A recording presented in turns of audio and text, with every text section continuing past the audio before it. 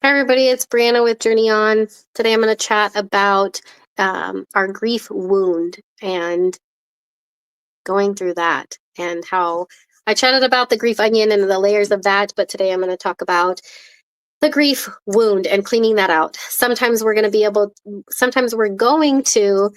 have to revisit that wound and to keep cleaning it out. Some days or some years are going to be have it's going to have a little bit more work in cleaning that wound out, and then other years or other days it's not going to be as difficult to clean that out. And the biggest thing that I say is to give yourself grace. But no matter what year or day it is, and if you're having a hard time, I know I've had my times, and then I've had friends that have been like, I'm having a really hard time, and I wasn't having that hard of a time last year. Like, like just kind of doubting ourselves that why am I having a hard time this time? Like, I'm more experienced or have more wisdom or I have more tools. And then it's like having to remind them, like, okay, well, but this year you're able to express what you need. Or this year you're able to navigate it the way that you know that you need to navigate it. If that's ordering food instead of cooking because you're just not going to you can't push yourself to do that, or having someone help with your kids and speaking up, or whatever that looks like that you are doing differently this year than last year. Yeah, you may feel like you're drowning. You may feel like you've taken steps backwards in your grief and in your healing journey, and you're like, gosh, I feel like I'm sucking at this grief journey right now. Yeah, that's valid. It does feel sucky. It sucks when you are having a hard time when you've been navigating it so well, and not so well like as if it's easy. So don't take my words and start running on it on like a post of, oh, Bree's such an a-hole because she said this. Like, don't take offense to it. But if you're navigating it and you feel like you're in a good place, try not to beat yourself up when you are having a hard day. Who knows what our body is feeling? It could be our body remembering. I know there's an amazing book. I don't remember the author, but it's like the body remembers, something like that. But it's that our body will remember when we have trauma. And so if you're just, you just wake up one day and you're like, gosh, I'm just having a day. Like, I mean, that could be so many factors. That could be our body remembering. That could be, our diet, whatever we just ate in the last, few days or last day. Our sleep, if we have a lot of stress going on. Like, there's so many things that can contribute to our grief feeling so much heavier. But that's okay. It's okay if it's feeling heavier. Not that it's fun or that, oh, it's okay you feel like crap, but it's okay that you are in that space.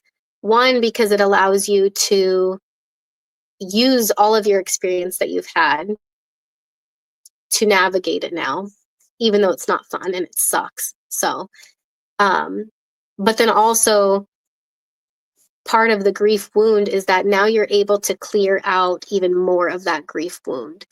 Um, and I'll give like an example. So one example is like my birthday. So that's a wound that I'm like taking my sweet ass time cleaning out. But every single year, so backstory, my brother passed away August 16th. My birthday's August 31st. My sister's is in the middle of that. And but for me, it's like I think I fester on it a lot more. I don't really fester, but like I just jump on this merry-go-round of kind of poor me kind of thing. Because it was like my 30th birthday, and then it was like we were depressed when we're trying to celebrate this birthday. And I'm like, oh, I wanted to do like a whole shebang. And then like that shebang didn't happen. But every single year that I've come to that date, yeah, it sucks, right? Like it sucks, but I have to remind myself and go to that wound and say, okay, well, let's get down to the nitty gritty of this. Yes, the nitty gritty for sure is, well, duh, Bree, your brother died, right? Like he killed himself. But it's like, okay, well, if he died August 16, 2020, well, it's going to be August 16, 2025 this year. I'm not the same person then. It's also not the same day that he died, because he died in 2020, not 2025. So like I can do grand things on August 31st, 2025. I don't have to be And I don't have to choose to be depressed or be like, or find ways to be depressed August 31st, 2025, because 5 years ago, I didn't get to have my 30th birthday shebang. Right. And so, um, but that's part of clearing out that wound. Some years have been easier for me. Some years have been easier for you. Some years are going to be a lot harder for you. And that's okay. That doesn't mean that you're doing anything wrong. That doesn't mean you're sucking in your healing journey. That doesn't mean anything other than you're having a hard time. And that's okay. Speak up, do what you need to do, and then the little gray cloud will pass like it did the last time, and then you'll be able to move forward and then just keep on going on this journey. Part of the grief wound is really getting in there, and we're going to have to keep revisiting it. Not that we have to revisit every single thing, because I think if we get to a point where we are accepting of things, yes, we will have to re-accept things. But I think the wound isn't as difficult to navigate. But it may come up. It may. I mean, grief is so messy and so complicated and has so many layers to it, um, that you will have to revisit.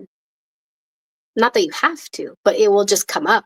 Like, we don't intend, like, oh, you know what, tomorrow I'm gonna start, clearing out this grief wound, and I'm just gonna wake up feeling like crap. Like, we don't we don't plan for these things. But sometimes our body remembers traumatic situations or traumatic days or just hard days. And then we wake up feeling a certain way and we're like, why do I feel like crap today? There's a really good book, something about like the body remembers. I haven't read it, but I've heard amazing things from so many people about that book. So check it out. Um, but also, like, even like our diet and our sleep and so many things can reduce our resilience. And so then we will come across a wound and then it hits us even harder. And I'm not saying like, oh, that stuff makes it harder. It does make it harder, but also like grief is just challenging. It's just so challenging to navigate. And yeah, just give yourself grace. But if you're visiting these grief wounds, um, give yourself grace. And then two is you're going to have to clear them out multiple times. And that's okay. That's okay that you have to clear them out multiple times. It's going to happen. The benefit to revisiting these wounds and keep clearing them out is that you're going to show up with other experiences and as a different person each time, with different tools and just in a different place. And if you are just having a hard time and you're like, oh, I don't even know if I can navigate this wound today, that's okay. I think you're in a different place to where you can ask for help.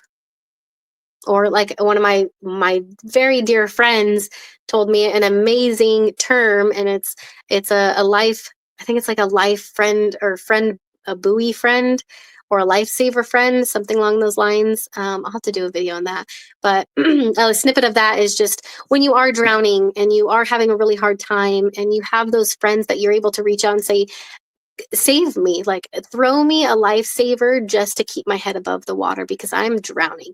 And not that these people are to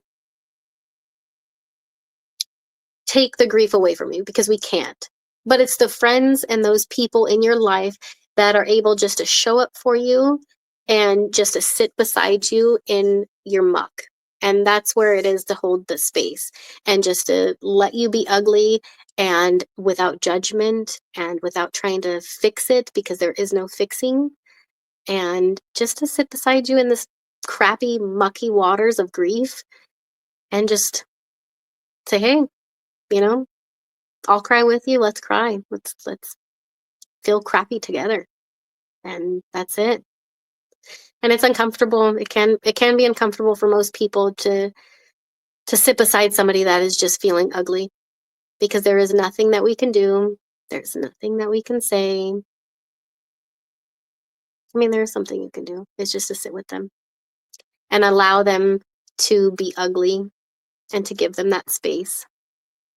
And but there's nothing you can say that's gonna take it away or make it feel better or push the little dark cloud past their head. It's more riding out the roller coaster with them and then jumping for joy after the ride ends and saying, oh gosh, we made it, like we made it, you did it, it's okay. But what I really think that is the showing them that there is light through this tunnel and not at the end of the tunnel, because there's no end of the tunnel. Anyways, again, another tangent. I think I'm gonna have to go on another tangent about Lifesaver Friends in another video, so stay tuned.